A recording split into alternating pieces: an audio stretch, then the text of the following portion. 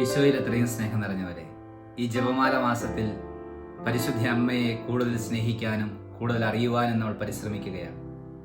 പരിശുദ്ധ ജപമാലയുടെ ആരംഭത്തിൽ നമ്മൾ പ്രാർത്ഥിക്കുകയാണ്: പിതാവായ ദൈവമേ, ദൈവവിശ്വാസം എന്ന പുണ്യത്തിൽ വളരുവാൻ ഞങ്ങളെ സഹായിക്കണം. എങ്ങനെയാണ് പരിശുദ്ധ അമ്മയെ കൂട്ടുപിടിച്ച് വിശ്വാസത്തിൽ നമുക്ക് വളരുവാൻ വേണ്ടി സാധിക്കുക?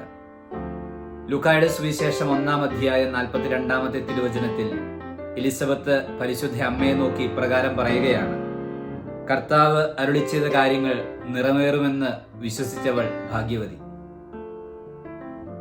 പരിശുദ്ധ അമ്മ ഈശോ മിശിഹായുടെ ജനനത്തെ പറ്റിയുള്ള അറിയിപ്പ് ദൈവദൂതൻ നൽകിയപ്പോൾ അവൾ അത് വിശ്വസിച്ചു.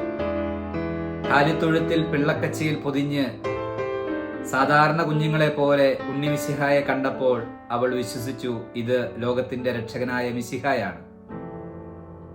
ഈശോ മിശിഹായുടെ ചെറുപ്പ കാലഘട്ടത്തിലും യൗവനത്തിലും അവന്റെ കൂടെ സഞ്ചരിച്ചപ്പോൾ പരിശുദ്ധ അമ്മ വിശ്വസിച്ചു, ഇവനാണ് ലോകത്തിന്റെ രക്ഷകൻ.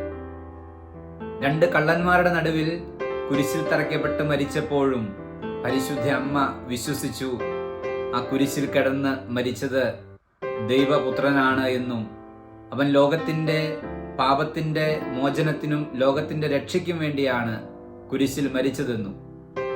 എല്ലാ സ്ത്രീകളും ശിഷ്യഗണവും ശൂന്യമായ കല്ലറ കാണുവാൻ വേണ്ടി ഓടിയപ്പോൾ പരിശുദ്ധ അമ്മ ശൂന്യമായ കല്ലറയിലേക്കല്ല നോക്കിയത്, ഉദ്ധിതനായ മിശിഹായിലേക്കാണ്. പരിശുദ്ധ അമ്മ വിശ്വസിച്ചു, അവൻ 3-ാം ദിവസം ഉദ്ധാനം ചെയ്യുമെന്ന്.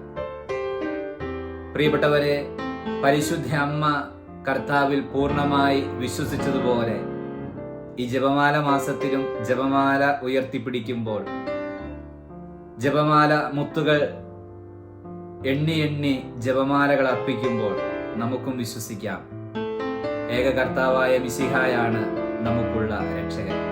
പരിശുദ്ധ അമ്മ നമ്മളെ അനുഗ്രഹിക്കും.